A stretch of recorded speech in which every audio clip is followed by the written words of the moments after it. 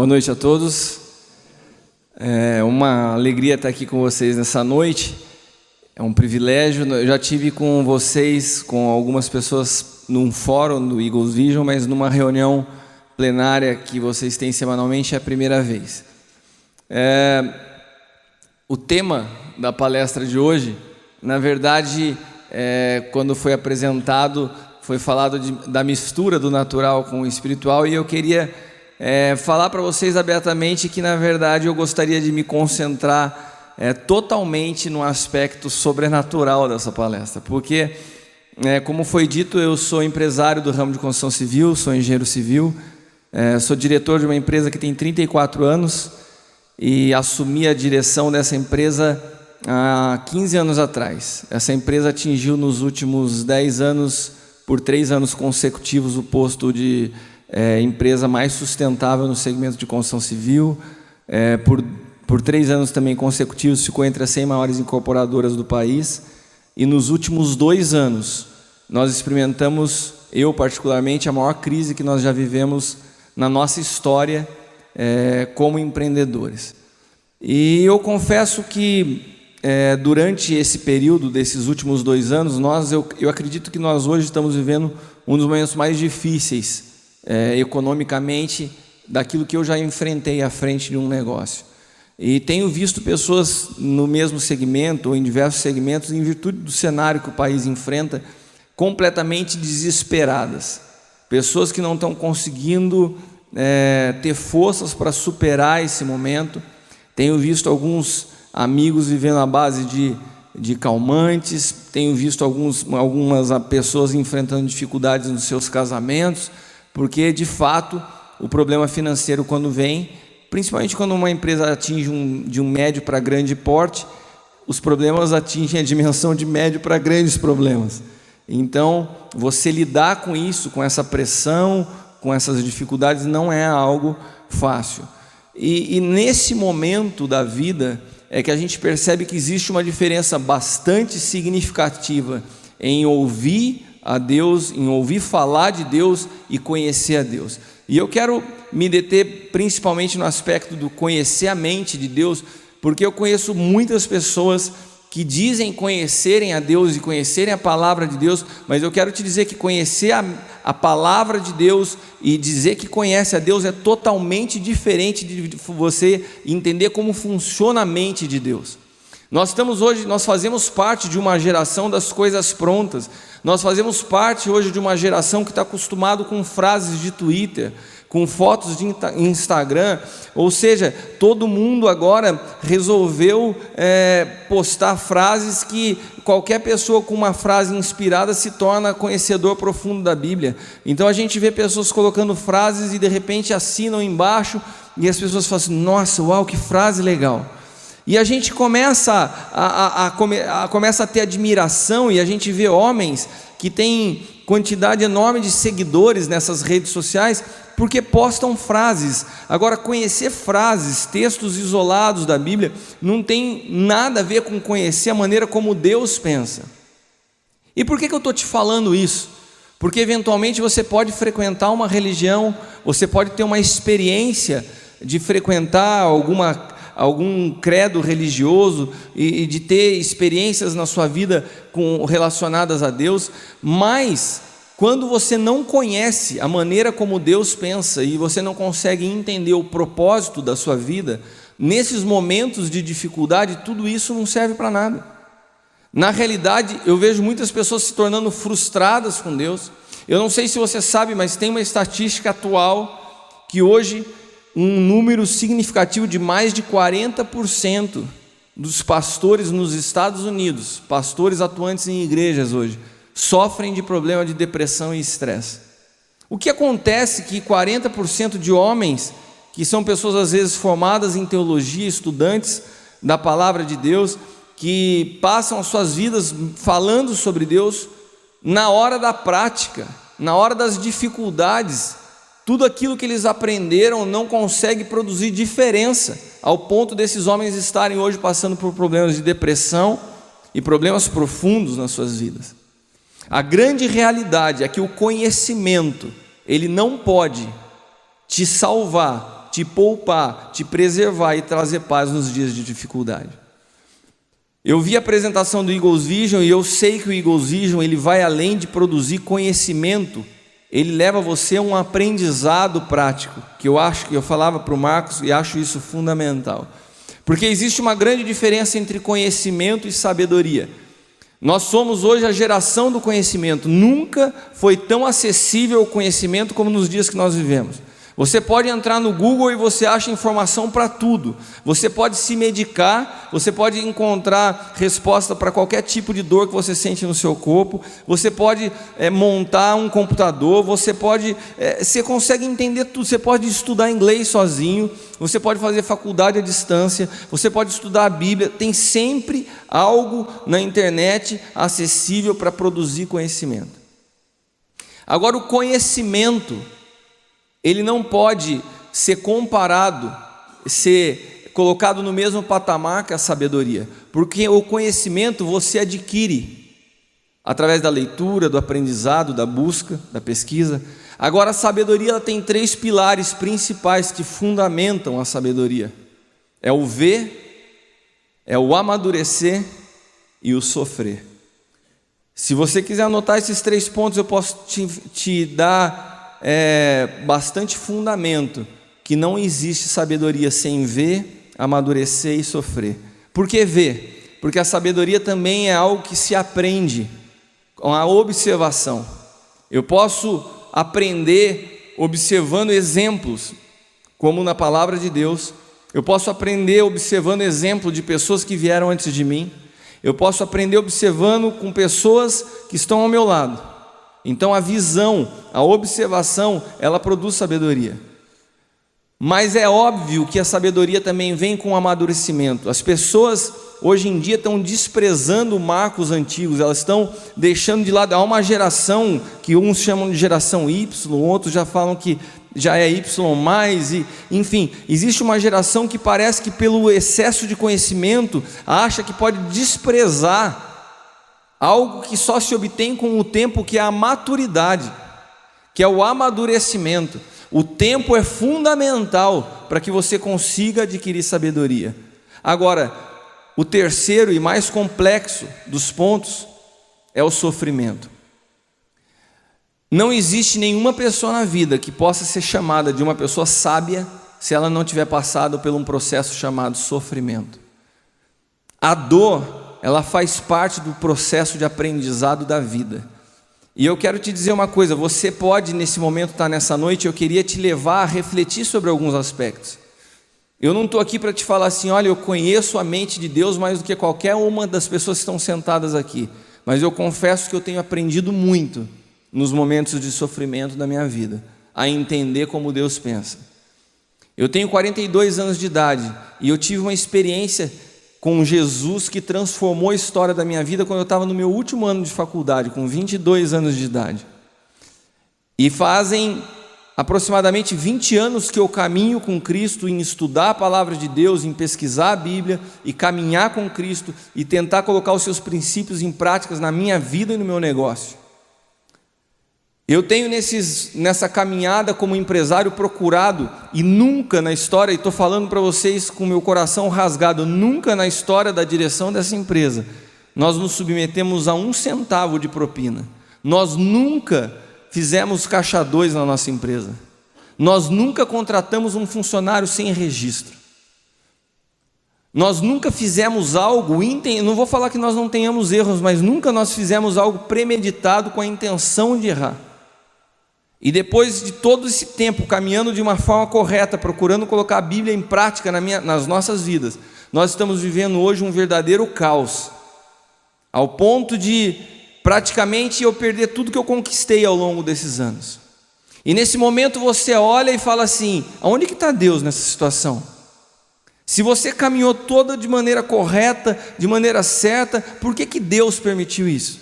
Então, quando se conhece a Bíblia de ler, quando se conhece a Deus de ouvir falar, quando se conhece a Deus de uma forma religiosa, de frequentar uma igreja uma vez ou outra, ou aos domingos, ou eventualmente quando as coisas apertam, você quer ouvir uma palestrinha aí para dar uma aliviada, Quando se conhece a Deus dessa forma, você jamais vai entender como Ele pensa e jamais vai entender porque pessoas que caminham em retidão passam por situações tão difíceis.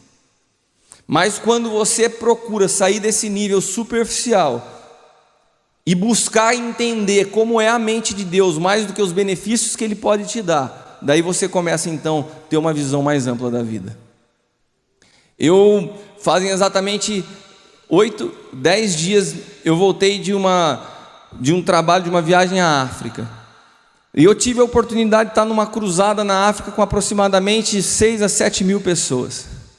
E eu olhava no Quênia, numa cidade chamada Eldoret, e eu olhava aquela multidão de gente e eu falava assim: eu não quero continuar falando nesse lugar. As pessoas achavam maravilhoso estar ali e ministrando, mas eu olhava e falava assim: isso aqui não vai produzir resultado.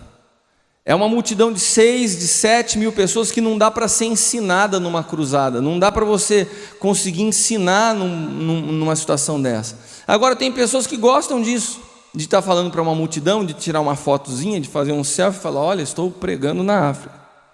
Isso não satisfaz o meu coração entendendo como Deus pensa, porque Deus, Ele é muito conhecido pelas pessoas por aquilo que Ele pode proporcionar. Porque muitas pessoas acham que conhecem a Deus, mas na verdade conhecem a mão de Deus. E é muito mais gostoso e é muito mais interessante, e as multidões, elas realmente preferem conhecer a mão de Deus do que a mente de Deus.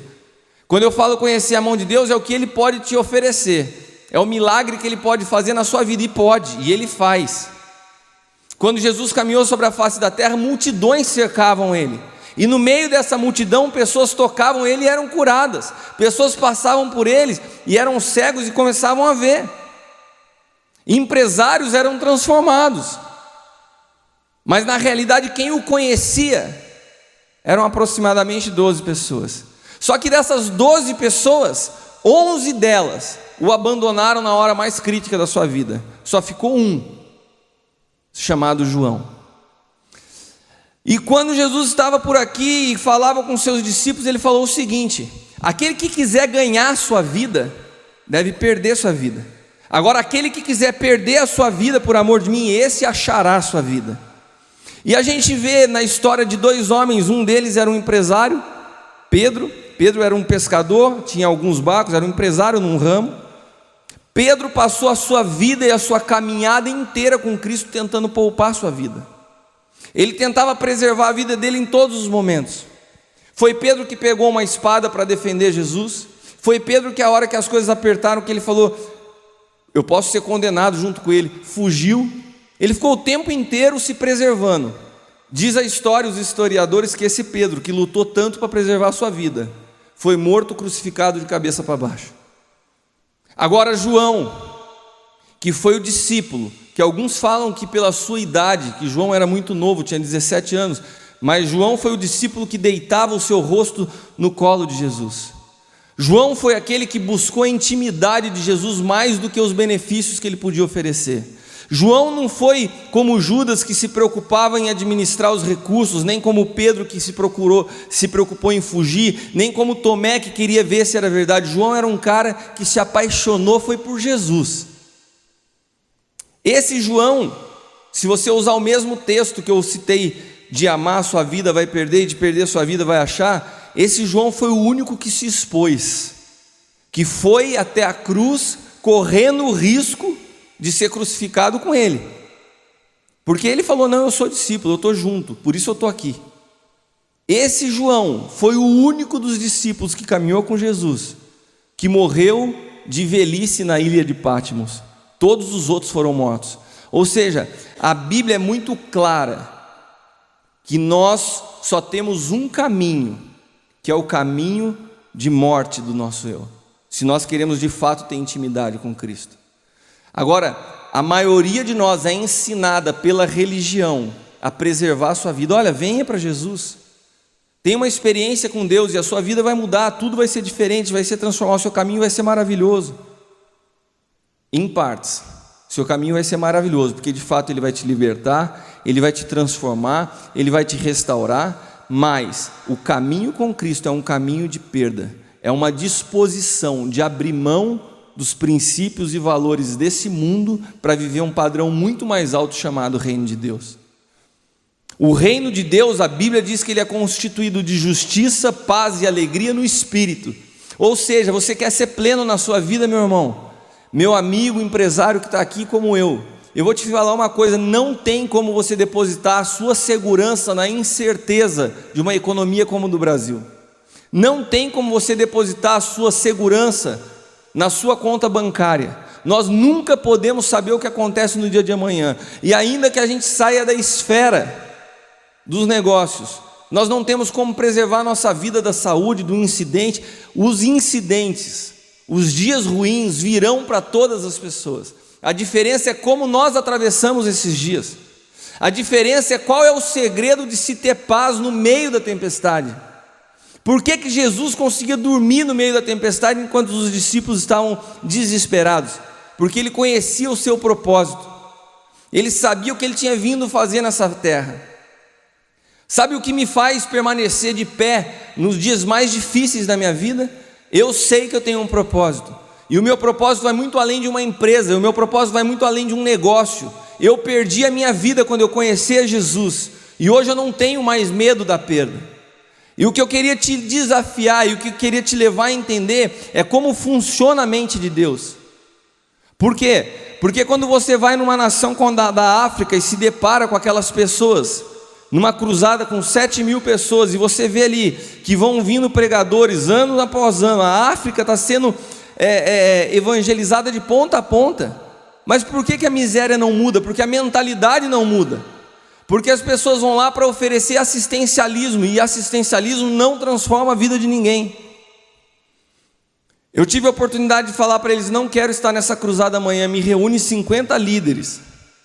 E eu pude ministrar para esses 50 líderes uma mudança de mentalidade, porque eu quero te dizer uma coisa: quando você se dispõe a aprender, você se prepara para governar. Quando você se dispõe somente a receber, você vai estar se preparando para se escravizar. Uma mente que só está apta a receber, só quer que as coisas venham, ela nunca vai estar pronta para governar nada.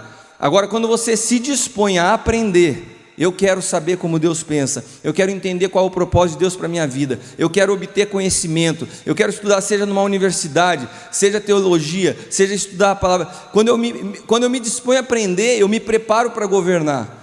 Seja no mundo dos negócios, seja no mundo espiritual, seja na realidade da minha vida, eu tenho que ter disposição de aprender. Agora, se você não ensina um povo a ter essa fome por aprendizado, eles sempre vão continuar com a mentalidade escrava.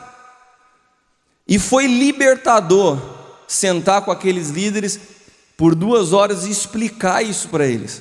Vocês não podem continuar conduzindo as coisas de cruzada em cruzada. 5.000, 10.000, 15.000 pessoas que estão conhecendo o toque de Deus de verdade, são curadas, acontecem milagres, mas não têm suas mentes transformadas. Conhecer a mente de Deus é mais importante do que conhecer a mão de Deus. Conhecer como Deus pensa é mais importante do que conhecer seus benefícios. Sabe, tem uma história na Bíblia que Jesus curou 10 leprosos, e depois que esses 10 leprosos foram curados, todos foram embora. Quantos voltaram para agradecer, para falar assim: meu, deixa eu saber qual que é desse cara? Essa é a proporção daqueles que dizem buscar conhecer a Deus. A grande maioria só busca o benefício. Agora, entender, conhecer, saber, e eu estou falando de todos os aspectos, de pastores, músicos e todas as pessoas envolvidas com o evangelho nessa nação e no mundo, estão muito mais preocupados com os benefícios que eles podem oferecer do que de fato conhecer a Deus. Porque conhecer a Deus requer das nossas vidas renúncia, requer da nossa vida um sucesso que é a contramão do que o mundo oferece. Porque muitas vezes você ter uma boa fama no mundo espiritual não tem nada a ver com uma boa reputação no mundo natural. Eu conheço uma enormidade, uma quantidade gigante de políticos, de empresários corruptos, pessoas de mau caráter, que têm uma excelente reputação, porque pagam suas contas em dia, porque conseguem fazer uma série de boas obras sociais e conseguem esconder toda a maldade do seu coração e das suas práticas. E conheço vários homens e mulheres de Deus que estão enfrentando dias difíceis, e por enfrentarem dias difíceis não conseguem pagar suas contas em dia, e muitas vezes estão com a sua reputação abalada na terra, mas estão com a sua moral elevada no céu. Qual é o parâmetro que você quer que governe a tua vida? O que você pode produzir com a tua imagem para que as pessoas vejam, ou aquilo que Deus pensa a teu respeito? Sabe, se eu fosse me preocupar com a minha imagem, eu não estaria de pé. E muitas pessoas vão ter que necessariamente passar por um processo de perda da imagem para poder entender que se a gente quiser agradar a Deus, a gente não pode se preocupar com os princípios desse mundo. Os princípios do reino de Deus são justiça, gozo e paz. E um dia, tentando conhecer a mente de Deus e conversando com Ele nos dias de dificuldade, de intimidade, eu falei: Senhor, mas isso não é justo. E Ele me perguntou assim, só para explicar, se você está vindo pela primeira vez, queria uma pausa. Deus fala e você pode ouvi-lo. E vou te falar, quem está falando para você é um engenheiro com uma mente extremamente racional. Na minha mente, as coisas funcionam assim: 2 mais 2 tem que dar 4. Até o dia que eu me encontrei com Jesus, e Ele tirou o meu chão, e Ele falou assim: você tem muito controle das coisas na sua mão, eu vou fazer você perder o controle, porque eu quero assumir o controle da tua vida. E quando Ele assume o controle da nossa vida, você começa a ver que tudo que você aprendeu, eu tenho uma faculdade de engenharia, eu tenho MBA em gestão empresarial, mas tem momentos na sua vida que tudo que você aprendeu não são suficientes para resolver as situações, sabe? E a Bíblia ela nos mostra isso em diversos aspectos. Moisés, quando estava caminhando com o povo saindo do Egito, Moisés era um cara estrategista, ele foi treinado na melhor escola do Egito, e ele estava saindo com aquele povo escravo, caminhando em direção a uma promessa, e de repente ele se depara num monte, e ele olha para baixo e vê um mar. De um lado vinha um exército inimigo. Eu não sei se você sabe, mas o caminho da onde ele avistou o mar até chegar no mar dava 3 dias. Sabe por que eu estou te falando isso? Porque nesses dias de dificuldade, Deus já me levou a percorrer vários momentos da história, e esse momento foi um momento que me chamou a atenção. Porque tem dias que eu me deparo com o mar fechado à frente, exército vindo atrás, e falo: o que eu faço hoje? Teve até uma palavra que Deus me deu, que foi tema de uma palestra, que se chama Just Do It, né? Que é o lema da Nike: apenas faça. Porque teve um dia que eu acordei e Deus falou para mim em inglês: Just Do It. Eu falei: como assim, Senhor? Daí Ele me levou para a história de Moisés. Moisés, quando ele avistou o mar, foram 3 dias sabendo que ele estava indo para um beco sem saída. Você imaginou, Marcos, você se levantar, você sabe que o que tem atrás é perseguição, e você olha para a sua frente e você vê um beco sem saída, e você se levanta por 3 dias, indo em direção a um beco sem saída, com uma multidão que você está conduzindo, e você está caminhando, acordando e dormindo por 3 dias, fala assim: mas caramba, o que eu vou fazer quando chegar lá? E daí quando você chega para Deus: Deus, o que eu vou fazer quando eu chegar lá? Não, quando você chegar lá é outra história. Você se levanta hoje e apenas faça. Just do it. Dia por dia. Por isso que a Bíblia fala assim: cabe a cada dia o seu mal. Cara, se você ficar olhando para a dimensão dos teus problemas e o que vai ser da sua vida daqui a uma semana, o que vai ser a sua vida daqui a um mês, o que vai ser da sua vida daqui a um ano, você pira. Eu confesso para você que eu não sei o que vai ser da minha vida amanhã. E como que você dorme? Cara, durmo numa paz, porque eu aprendi que a minha vida não está mais no meu controle, ela está no controle do Senhor. Agora, para eu falar que ela está no controle dEle, eu preciso entregar o controle a Ele. Você não levanta a sua mão e fala aleluia se a sua vida não estiver no controle dEle, porque se estiver no seu controle, você está correndo risco. E grande. A gente só pode descansar quando de fato entrega o controle para Ele. Agora, para você entregar o controle para Ele, você tem que ter intimidade com Ele. Sabe o que eu aprendi de mais especial nesse tempo de crise, que tem sido um tempo precioso de aprendizado? Teve um dia que eu acordei de manhã e Deus me deu uma visão. Eu vi um bunker. Alguém aqui sabe o que é um bunker? Bunker é um quarto que os magnatas e principalmente nos Estados Unidos, se usa muito por causa de terrorismo e por causa de medo de acidentes, de furacão. Os caras fazem um quarto blindado dentro da casa.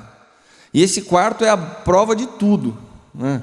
Lacrado, fechado, só abre por dentro. Então, se entrar um bandido na sua casa, se tiver uma catástrofe, tem bunker que está até previsto para suportar uma catástrofe nuclear. Vai todo mundo para dentro, tem recurso, tem provisão, fechado, ninguém entra. E eu acordei de manhã e tive a visão de um bunker. Visão assim, eu vi um bunker. Eu falei, caramba, o que é isso que eu estou vendo? E o Espírito Santo falou comigo, esse é o símbolo do teu tempo de intimidade comigo, o teu secreto, o teu quarto secreto. Eu falei, como assim, Senhor? E o Espírito Santo foi me explicando. Quando você teve a sua primeira experiência comigo, lá na faculdade, no último ano, 20 anos atrás, você tinha sede pela minha presença, você vinha, você me buscava, você orava, e o teu secreto, o teu lugar de busca, o teu quarto que você fechava a porta para orar, era um lugar de busca, era um lugar de adoração, era um lugar de intimidade. Mas o tempo foi passando e a gente foi caminhando junto, e você foi crescendo na minha presença. E hoje, se eu fosse te mostrar uma foto do que, como eu vejo o teu lugar secreto, é isso aí, é um bunker. Eu falei, por quê? Porque hoje se tornou o teu local de sobrevivência. E quando Deus me falou isso, eu levei alguns segundos para entender o que Ele estava me falando. Mas de fato, hoje eu não sei mais viver fora da presença de Deus. Eu não suportaria um dia da minha vida fora da presença de Deus. Eu queria te contar uma coisa. Quando todas as coisas foram criadas, a gente vê que tudo foi feito de forma perfeita. Os peixes foram criados para viverem no habitat natural, que é a água. As plantas foram criadas para viver num habitat natural, e cada uma, segundo a sua espécie, elas têm um clima adequado, mas elas têm uma terra também adequada, e elas estão ali naquele seu habitat natural. Os animais, nós tivemos agora lá na África, tive a oportunidade de fazer um safari, né? O Anjo esteve comigo. Então você vê que tem animais, tem uma fauna específica para aquela região que a gente não encontra aqui no Brasil, porque eles estão no seu habitat natural. Se você tira um animal do seu habitat natural, ele não vai funcionar bem, ele morre. Tira um urso polar e traz ele num zoológico em Fortaleza, no Brasil. Não suporta. Tira um peixe do seu habitat natural, que é a água, e põe ele e fala assim, não, quero deixar esse peixe de enfeite no meu quintal, junto com o meu cachorro. Não funciona. Ele foi criado para viver na água. Quando Deus criou o homem, a palavra Éden, que é o jardim, se você pegar a tradução da palavra do Éden no hebraico, na verdade ela tem um simbolismo do habitat natural do homem, como a água é para o peixe, como a terra é para a planta. O Éden é a presença de Deus, é uma porta de acesso à presença de Deus. Ou seja, o homem foi criado por Deus para viver na sua presença. Se você tira o peixe da água, ele não funciona. Se você tira a planta da terra, ela não funciona. E se você tira o homem da presença de Deus, o homem não funciona. O que nós temos visto na realidade dos dias que vivemos é um bando de zumbi caminhando sobre a face da terra. Pessoas que estão completamente mortas espiritualmente porque estão distantes de Deus. Mas como assim mortas espiritualmente? Eu não sei se você sabe, mas o homem é constituído de corpo, alma e espírito. O espírito é a parte do homem que se relaciona com Deus.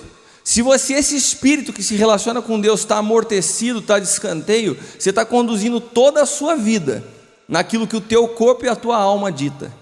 Ou seja, o corpo é puro animal, né? Atração física é homens que não conseguem ser fiéis às suas esposas porque se comportam como verdadeiros animais, não tem domínio próprio, não consegue ter controle sobre os seus desejos.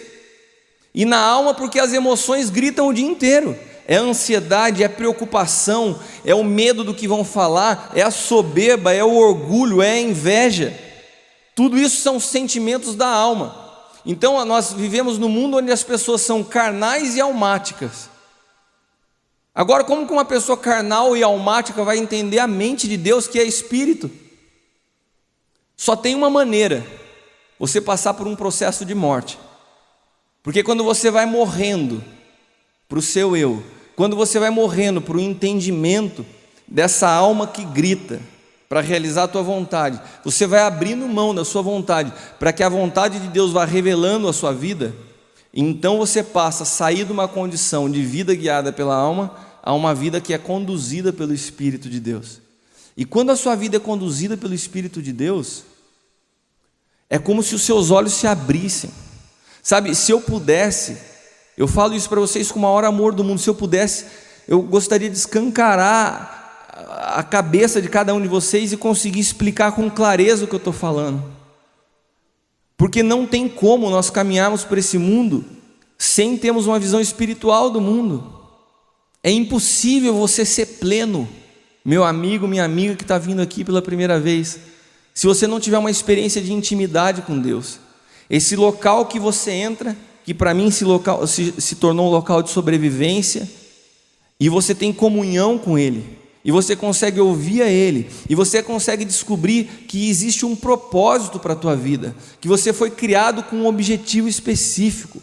Quando você entende isso, não tem nada que possa te deter na vida, não tem problema que possa te oprimir, não tem situação que possa te paralisar, porque o propósito é sempre maior do que qualquer situação que você possa estar vivendo.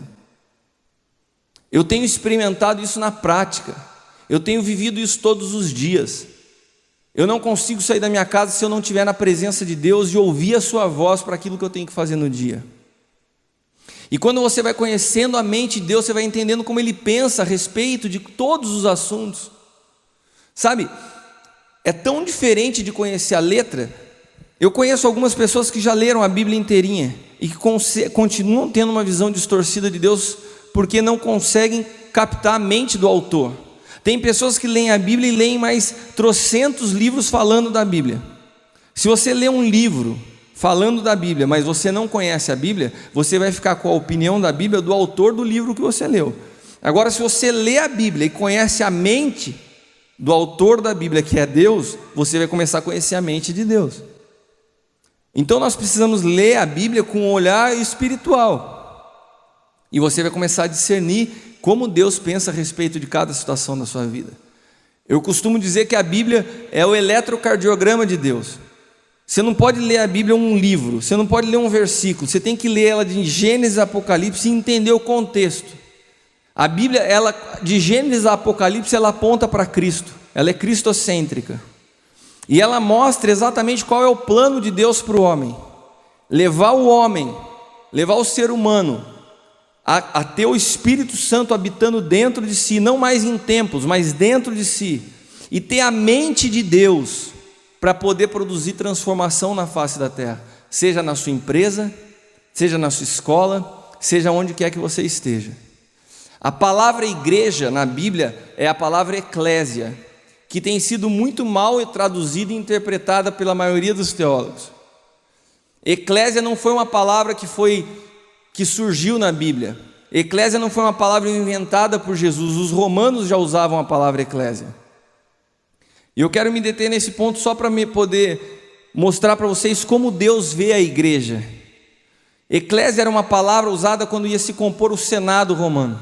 Então o imperador, ele escolhia aqueles que iam compor o seu time de governo, ele escolhia cada uma dessas pessoas a dedo. Eu confio nesse, eu quero esse, eu quero esse, eu quero esse. Ele pegava 3 caras, por exemplo, e ele trazia essas 3 pessoas para compor sua equipe de governo. Vocês estão aqui comigo? Amém? E daí ele pegava essas 3 pessoas e trazia para participar da sua rotina diária. Então acordava, tomava café da manhã junto, almoçava junto, jantava junto, as pessoas observavam eles tomando as decisões, como ele se comportava, e ficava muito tempo junto, até que essas pessoas começassem a tomar suas decisões, e ele observava: nossa, ele está tomando exatamente a decisão que ia tomar, ele está fazendo exatamente o que ia fazer, porque esse tempo de convívio, de intimidade, ia gerando a mesma mentalidade do imperador no seu senado. Quando ele via que ele conseguiu reproduzir a sua mente neles, falou assim: eles estão prontos, eles podem ser enviados para as terras conquistadas. E eles mandavam então essas pessoas que foram formadas como equipe de governo próxima para tomar conta das terras conquistadas, e assim eles podiam implementar naquelas regiões a mesma mentalidade e a mesma cultura do imperador. Essas pessoas que eram formadas e trazidas para perto, escolhidas a dedo e depois enviadas para implementar a mente e a cultura do imperador, essas pessoas eram chamadas de eclésia. Quando Jesus fala sobre eclésia, que a tradução para o português é igreja, Jesus está falando exatamente disso. Ou seja, quem é a igreja hoje na face da terra? São pessoas escolhidas por Deus para caminhar em intimidade com Ele, para conhecer como Ele pensa e assim produzirem transformação através do governo sobre a face da terra.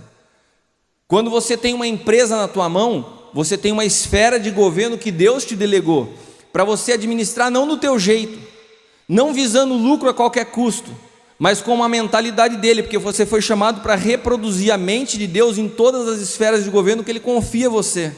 Você fala assim: mas Cristiano, eu não tenho uma empresa. Você não tem uma empresa, mas você tem a sua própria vida, que é a primeira esfera de governo que Deus te confiou. O teu corpo é uma área de governo. Como que você cuida do teu corpo? Mulheres, como que vocês cuidam do seu corpo? Como que você expõe o seu corpo? Tem lugares que a gente vai que as mulheres são apresentadas como carne em açougue, ficam expostas para serem vendidas. Tem homens que cuidam do seu corpo como que quem está morando numa casa alugada que vai entregar e não vai... Relaxa, larga. E o corpo é uma área que Deus confiou para você administrar, porque na verdade o ser humano, o homem, a mulher, nós somos espírito. Nós habitamos temporariamente num corpo que nós vamos prestar conta a Deus, porque nós somos o templo do Espírito Santo. Então a primeira área de governo que Ele nos dá é a nossa própria vida, depois nossa casa, nossa esposa, nossos filhos. Não adianta eu vir aqui ter um discurso maravilhoso para vocês se a minha família estiver caindo em pedaços. E eu posso te dizer uma coisa: nos dias mais difíceis da minha vida, onde se perde carro, onde se perde casa, a minha família está intacta, porque a preocupação de Deus não é com o que eu tenho externamente, é aquilo que Ele confiou para o meu cuidado. Minha esposa, meus filhos, nós continuamos em paz, nós continuamos com alegria, nós continuamos confiando em Deus. Em nenhum momento eu me revoltei com Ele, me frustrei com Ele, porque eu estou aprendendo a conhecer a sua mente, como Ele pensa. E estou me sentindo privilegiado, porque nesse processo de perda, eu estou entendendo que eu estou trilhando um processo que o meu Senhor também trilhou. Jesus abriu mão da sua glória, Jesus abriu mão de todo o seu reinado, Jesus abriu mão da sua divindade para vir a esse mundo como homem, para que eu e você pudéssemos entender que um morreu por todos, e assim todos puderam viver. Ou seja, se eu não experimento a cruz de Cristo, eu não posso experimentar a glória da ressurreição. Tem gente que quer experimentar os benefícios da ressurreição, a cura, os milagres, a salvação, mas não estão dispostos a experimentar a cruz. A cruz é o local das nossas vidas onde a gente se torna exposto, onde a gente abre mão do nosso eu por outras pessoas. A cruz é o lugar onde você arranca do teu vocabulário a conjugação do eu, para você nascer para uma conjugação do nós. É na cruz que você abre mão de uma visão individualista e egoísta e começa a entender que existem outras pessoas à sua volta e que o mundo ele é muito além do seu umbigo. É na cruz, são nesses momentos que você aprende isso. Porque Jesus não foi na cruz para resolver um problema pessoal, Ele foi na cruz para resolver um problema coletivo. E o nosso chamado, cada um de nós aqui, está nesse mundo para um problema coletivo e não para resolver somente seus problemas pessoais. Não é só a sua empresa, não é só a sua casa, Quando a gente é liberto dessa visão egoísta, as coisas começam a fazer diferença na nossa vida. E quando eu falei para Deus, voltando a uma palavra que eu tinha me esquecido, mas eu cheguei a colocar para vocês: Senhor, mas isso não é justo. E daí nesse processo de aprendizado, um dia o Espírito Santo falou para mim assim: eu vou te ensinar o que é justiça. Porque se tem outra coisa que a igreja, que os cristãos, que as pessoas buscam a Deus, não conseguiram ainda compreender o conceito de justiça. Se nós não sabemos o que é justiça, nós não tampouco sabemos o que é justificação, que foi o que Cristo fez por nós na cruz. Então é importante a gente entender o conceito de justiça. Senhor, mas eu sou uma pessoa tão correta, sou uma pessoa tão honesta, fiz tudo tão certo na minha empresa, eu vejo empresários fazendo tantas coisas erradas e se dando bem, e olha como está a minha empresa. Daí Jesus me levou a um trecho da palavra lá em Mateus, e falou assim, sabe aquela passagem, quando me perguntam, Senhor, mas bateram na minha face, o que eu faço? Isso é injusto. E daí que o Senhor responde, dá outra face. Daí vem outro reclama e fala assim, Senhor, mas arrancaram de minha capa, isso é injusto, o que eu faço? Qual é a justiça que o Senhor vai fazer por mim? Arrancaram a capa, deixa também a túnica. E daí você vai para o último e fala, Senhor, mas é injusto, estão me arrastando aqui para caminhar 1 milha. Te arrastaram para caminhar 1 milha, você acha injusto? Caminha 2. E daí eu comecei a entender o que Jesus estava falando comigo. Sabe qual que é a justiça no reino de Deus? Repita comigo, disposição para perder. Esse é o padrão da justiça de Deus. Quando nós temos disposição para perder, nós começamos a entender o que é justiça. Fora isso, o nosso conceito de justiça cristão está muito mais parecido com vingança do que o que a mente de Deus compreende como justiça. Quando nós falamos para Deus nas nossas orações religiosas e almáticas, Deus faz justiça, a gente está querendo dizer, Deus, me vinga. E Deus olha para você e fala assim, não entendi, você quer justiça? Então tá bom, vou te levar a perder mais um pouco, porque a mente de Deus entende justiça como perda, e não como vingança. Sabe por quê? Porque quando nós manifestamos justiça, Deus manifesta vingança, mas quando nós manifestamos vingança, Deus manifesta juízo. Então muitas vezes tem pessoas que não entendem, porque quando clamam a Deus por justiça parece que as coisas pioram ainda mais, porque na verdade você está manifestando vingança, então Deus vem com juízo. Agora se você manifestar justiça, disposição para perder, daí Deus se levanta como teu advogado, porque nós não precisamos defender as nossas coisas. Quando nós morremos para as nossas vidas, porque o cristianismo, e eu quero te ajudar a desconstruir o conceito errado de cristianismo que a gente tem. Cristianismo, e olha que eu me chamo cristiano, cristianismo não é seguir a Cristo. A gente acha assim, não, eu sou cristão porque eu sigo a Cristo. Não, eu não sigo a Cristo, eu carrego Cristo dentro de mim. Porque você pode seguir a Cristo, e Ele está andando lá na frente, você está andando milhas de distância, você está vendo o que Ele está fazendo, você não está fazendo nada. Eu posso ser um seguidor de Cristo à distância, como muitas pessoas seguiram Ele a sua vida toda, como seus próprios discípulos seguiram Ele. Mas de fato ser cristão é a diferença de Pedro antes de Pentecostes e depois de Pentecostes, carregando o Espírito Santo, e são duas pessoas completamente diferentes. Quando ele tem uma experiência genuína com o Espírito Santo, ele entra nessa dimensão de disposição a perder, ao ponto de quando ele foi ser morto, ele falou, não, eu não sou digno de morrer igual ao meu Senhor, pode me crucificar de cabeça para baixo.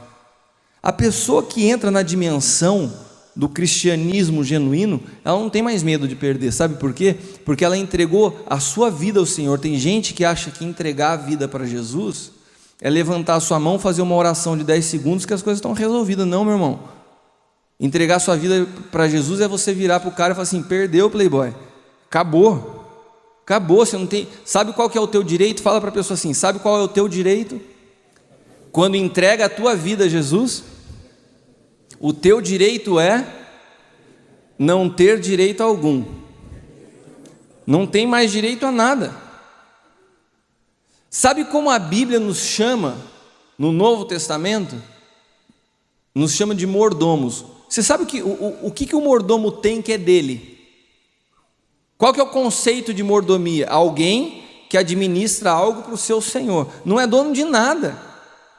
Como que eu posso falar que eu estou num processo de perda da minha vida, se tudo que eu tenho não é meu?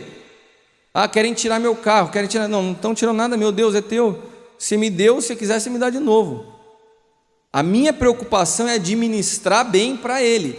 E tem gente que ainda fica reclamando, fala mal de igreja e tal. Nossa, os caras pedem dízimo. Eu sou completamente contra dízimo. Eu não sou a favor de dízimo, eu sou a favor de tudo, né? Eu não sou dizimista, eu sou tudimista, né? Eu acho que dízimo é você trazer para um nível muito raso alguém que entregou sua vida para Jesus. Dízimo é uma coisa completamente superficial e rasa. Na verdade, tudo que está na minha mão pertence a Ele. Cada centavo que eu uso, que chega na minha mão, eu tenho que saber: Senhor, isso te agrada? Utilizar esse recurso dessa maneira te agrada? Sabe, ontem eu me reuni com a minha esposa, com meus filhos, para a gente ler a Bíblia e estudar lá em casa. E daí nós, dentro da minha casa, eu, minha esposa e tenho 2 filhos, um menino e uma menina. E a gente resolveu fazer um momento de oferta lá. Num momento difícil, cara. Que achar uma nota lá em casa nesses dias está difícil. E minha filha, cara, tinha ganhado de presente da avó uma nota de R$100. Aquela nota estava brilhando nos meus olhos. Eu falei assim, nossa, estou falando sério. Eu falei para o Marcos, às vezes as pessoas acham que o empresário, dono de uma consultora, não passa a situação ao ponto de faltar às vezes dinheiro para você pôr a gasolina. A gente passa por isso. E aquela nota eu estava falando assim, eu vou dar uma negociada com a minha filha, ver se esses R$100, depois eu te devolvo, eu compro para você alguma coisa no cartão, você manda o 100 para cá. E daí a gente estava fazendo o nosso culto doméstico lá, orando e tal. Chegou o momento de oferta. E daí eu falei para a Leila, falei assim, nossa, eu estou sem nada aqui. De repente eu vejo ela saiu. Ela saiu e trouxe a notinha dela de R$100. Era tudo que ela tinha, né? E a gente tinha combinado de naquela noite fazer um ato profético.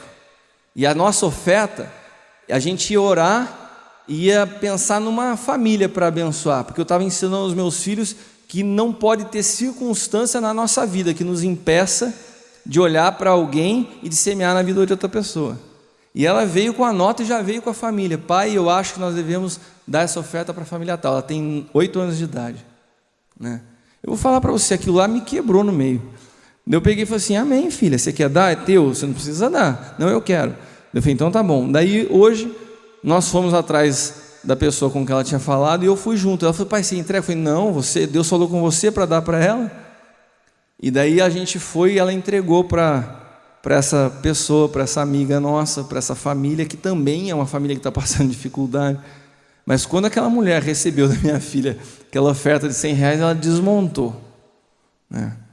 Porque ela percebeu naquela situação que não vai resolver a vida dela, mas ela conseguiu perceber que Deus, Ele cuida de cada detalhe da nossa vida. E você sabe o que eu estou querendo te ensinar com isso? Que nos dias mais difíceis da minha vida, eu não estou gerando nos meus filhos uma mentalidade de miséria. A gente pode passar por dificuldade, mas eles nunca vão ser miseráveis, porque a miséria ela não está no quanto de dinheiro você tem na sua conta bancária, ela está na maneira de você enxergar dinheiro. O dinheiro ele tem que trabalhar em favor de um propósito. Se você não entender isso, o dinheiro sempre vai ser algo vai ser sempre algo destruidor para a tua vida. Agora, quando você entende que o dinheiro vem na tua vida por um propósito, daí sim, você está apto a ser um mordomo para o reino. Porque aquilo que te move é o que pode te fazer parar. Se o dinheiro é algo que te move, se o dinheiro é o combustível, é o motor da sua vida, a hora que ele falta, você para. Agora, se o que te move é um propósito, com dinheiro ou sem dinheiro, você não para. O que me move hoje na minha vida é o propósito que eu tenho. Eu sei o que Deus quer da minha vida. E quando você descobre um propósito e você se move por esse propósito, nada pode te parar. Você sabe qual que era o propósito de Jesus quando veio a esse mundo? O propósito de Jesus era a cruz. Não teve nada que parou Jesus até que ele chegasse na cruz. E ele se entregou. Muitos de nós temos parado em situações na nossa vida, porque nós estamos parando porque o que tem nos movido, na verdade, não é um propósito. O que tem nos movido são coisas. E quando as coisas nos movem, quando elas faltam, elas também vão nos parar.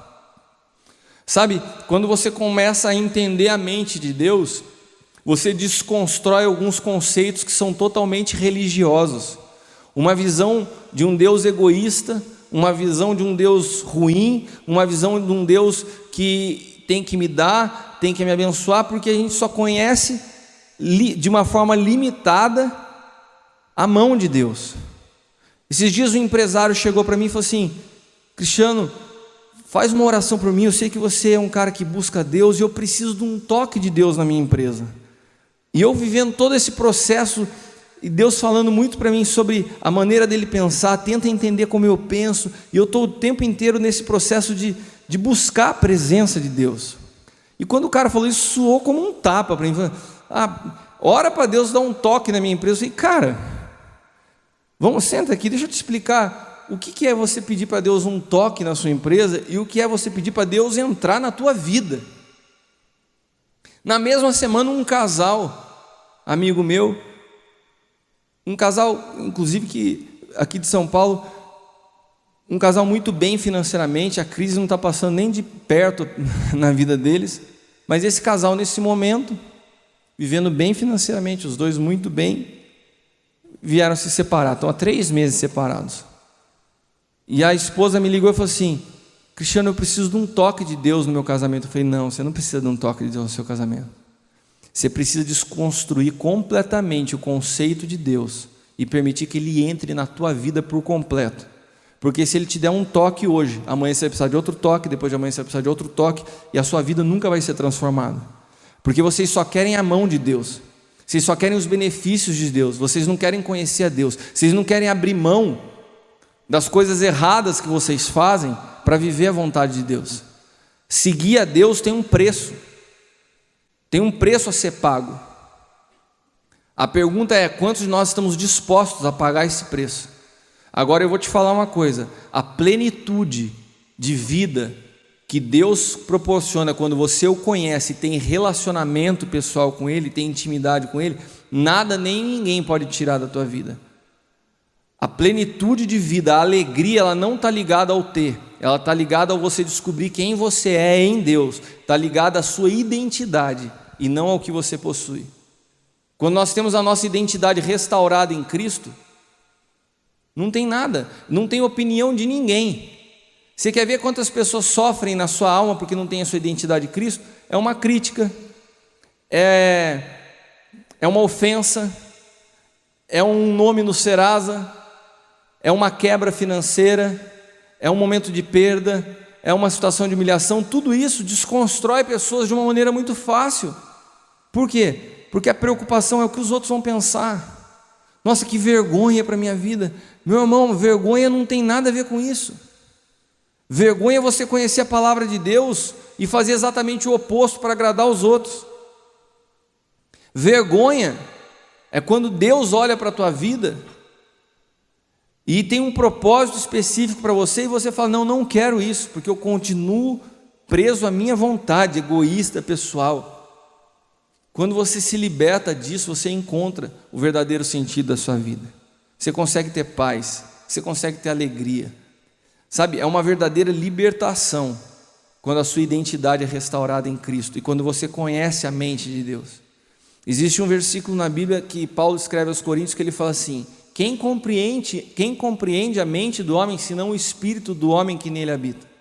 E quem compreende a mente de Deus senão o espírito de Deus? Mas nós, daí ele finaliza, mas nós temos a mente de Cristo.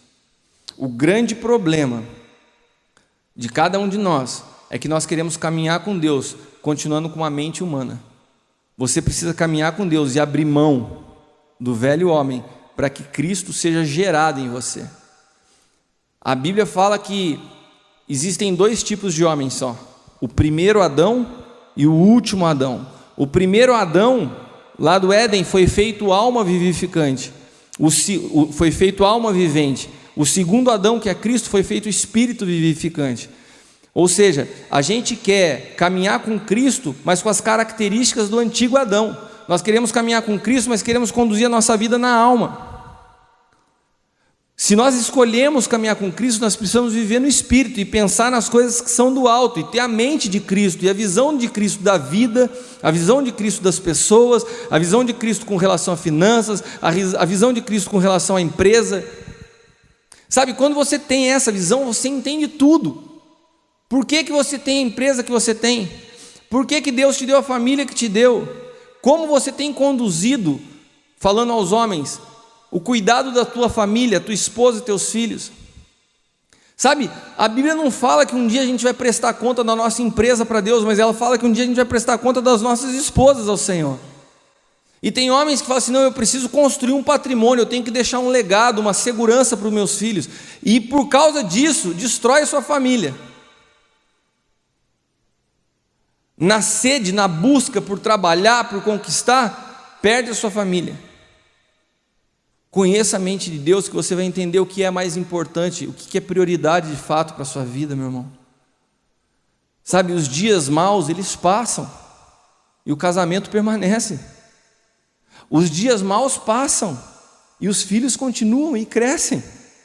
E as memórias que seus filhos vão ficar, na hora que eles estiverem mais velhos, foi como foi o seu comportamento nos dias de crise.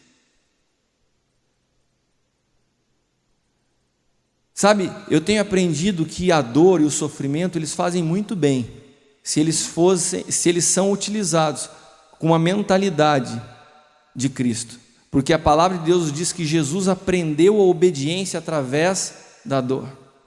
Se Ele, que é o meu referencial de vida, que é o meu Senhor, que é o próprio Deus, aprendeu através da dor, você acha que eu e você não precisamos passar por situações de dor?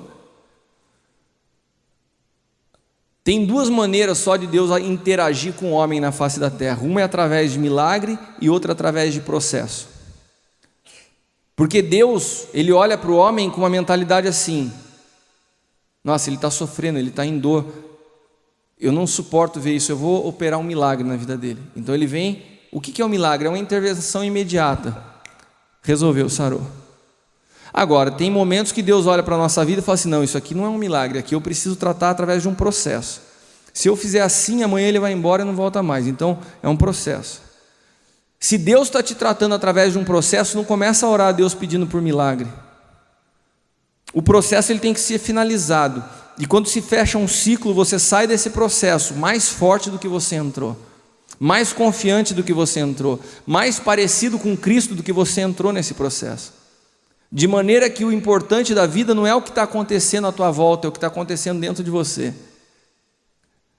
O que mais importa na nossa vida é quando você vai olhando ao longo do tempo, não é o que você adquiriu, o que você construiu externamente, é com quem você está se tornando parecido. Teve um dia que eu me levantei nesse ano e falei assim: Senhor, parece que nesse ano eu dei uns 10 passos para trás, e eu senti o Espírito Santo me dar uma palavra dura, sabe? Falei assim: da onde que você deu 10 passos para trás? Olha 2 anos para trás, e olhe 2 anos agora. Você está muito mais parecido comigo depois da dor do que você era 2 anos atrás. Olha como você era orgulhoso 2 anos atrás e o quanto você deixou de ser agora.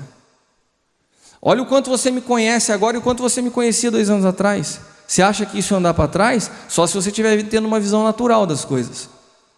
Porque para mim não importa o que você está conquistando à sua volta, importa com quem você está se tornando parecido. E nesse processo você tem se tornado parecido comigo. Então nessa noite eu queria encerrar fazendo uma oração rápida. Eu quero convidar você a tomar uma decisão nessa noite. O que você quer de fato na sua vida? É só resolver os problemas à sua volta? Ou conhecer a Deus de fato, o propósito dele para a sua vida e se tornar mais parecido com Jesus? São 2 caminhos opostos. Resolver os teus problemas é uma coisa. Agora, permitir que Deus te transforme e te torne mais parecido com Ele e descobrir o propósito da tua vida, isso tem um preço. Isso tem um preço, mas não tem nada comparado a uma vida com propósito. Feche os teus olhos, eu quero orar por você. Antes de eu orar por você, eu só queria te perguntar: quantos têm a disposição de falar assim: Deus, porque eu creio na experiência que eu tenho tido com Deus, que Deus é um Deus vivo, real, e que Ele está nessa noite, nesse lugar. E a gente precisa às vezes caminhar em direção a Ele, sabe? Não que Ele não saiba o que está no teu coração, mas às vezes é necessário uma atitude em direção a Ele. Então, se você quer isso para a tua vida, se você quer esse processo de conhecer melhor a Ele, de ter uma vida de intimidade com Ele, de conhecer a mente dEle mais do que a mão dEle, levante a sua mão no seu lugar, mesmo de olhos fechados, para que eu saiba com quem eu estou orando nessa noite. Amém, amém, amém. Pode baixar suas mãos.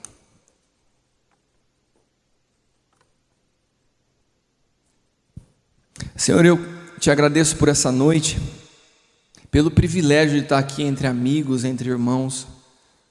E eu quero liberar nessa noite a unção que o Senhor tem derramado sobre a minha vida, Pai. A força e a resistência nos dias difíceis. Essa força e a resistência que não vem de uma capacidade humana, porque a Tua palavra diz que nós somos fortes quando nós somos fracos, porque o Teu poder se aperfeiçoa na nossa fraqueza. O Senhor não pode agir na vida de alguém que se acha autossuficiente. Mas quando nós chegamos nos momentos na nossa vida que parece que não tem mais jeito, quando a gente chega naqueles momentos como Moisés, que tem um mar à nossa frente, mas nós conseguimos manter a nossa fé, perseverar e preservar a nossa confiança no Senhor. O Senhor é poderoso para abrir o mar, o Senhor é poderoso para transformar situações mais impossíveis aos nossos olhos naturais, porque na verdade a tua preocupação não são com as situações externas, é com a transformação do nosso coração, é nos tornar mais parecidos com o Teu Filho Jesus. E eu quero te pedir nessa noite, Pai, pessoas que chegaram aqui com problemas nos seus negócios, com problemas nas suas famílias, que elas entendam que o problema na verdade é insignificante. O Senhor pode mudar a história de qualquer um de nós da noite para o dia. O Senhor é poderoso para intervir numa causa na justiça. O Senhor é poderoso para transformar processos e projetos. O Senhor é poderoso para intervir na vida de um patrão. O Senhor é poderoso para transformar faculdade, para transformar leis, se for necessário, em favor dos Teus filhos. Mas na verdade o que o Senhor quer é um coração disponível a se submeter à Tua vontade. O que o Senhor quer é um coração humilde, que reconheça que precisa se tornar mais parecido contigo. E eu quero te pedir que nessa noite o Senhor venha com essa graça, com esse favor sobre a vida de cada um dos meus amigos nesse lugar. Espírito Santo, começa a gerar neles esse desejo de te conhecer de perto, de ter esse lugar secreto de intimidade, onde eles possam aprender a ouvir Tua voz, a terem experiência com o Senhor, mais do que um milagre pontual, mas que eles possam caminhar contigo todos os dias, como eu tenho caminhado, porque é um ambiente que eu não consigo mais viver sem. E na verdade nenhum homem foi criado para viver fora da Tua presença. Por isso que nessa noite seja uma noite de resgate, que aqueles que estão quase morrendo fora da Tua presença possam voltar para perto de Ti, possam sentir o Teu colo, possam sentir o que eu tenho sentido quando eu me levanto e tenho que encarar os meus problemas, possam sentir que não estão sozinhos, que tem um Pai cuidando e que tem o controle de todas as coisas.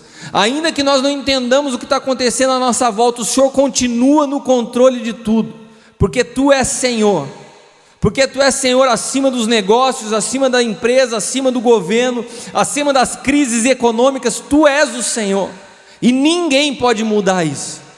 Nós confiamos em Ti, Pai. Eu repreendo nessa noite, paraliso todo espírito de medo, toda insegurança, toda ansiedade. Eu peço que Teu Santo Espírito produza paz em cada pessoa nesse lugar, que possamos ter uma noite de sono tranquilo, que possamos deitar confiando que o Senhor tem o controle de tudo, e que hoje seja um marco na vida de muitas pessoas, uma transição para uma nova estação, para um novo tempo, que eles permitam que o Senhor assuma o controle das suas vidas, como o Senhor assumiu da minha. Em nome de Jesus eu os abençoo, Pai. Em nome do Pai, do Filho e do Espírito Santo. Amém. Amém? Queria agradecer vocês pelo privilégio de estar junto, compartilhando um pouco da palavra de Deus da minha vida. Não foi muito na direção do que eu tinha planejado falar, mas eu queria deixar de lado meus apontamentos e deixar que o Espírito Santo falasse aquilo que fosse especial para a vida de vocês. Amém? Obrigado por me ouvirem por esse tempo. Deus os abençoe em nome de Jesus.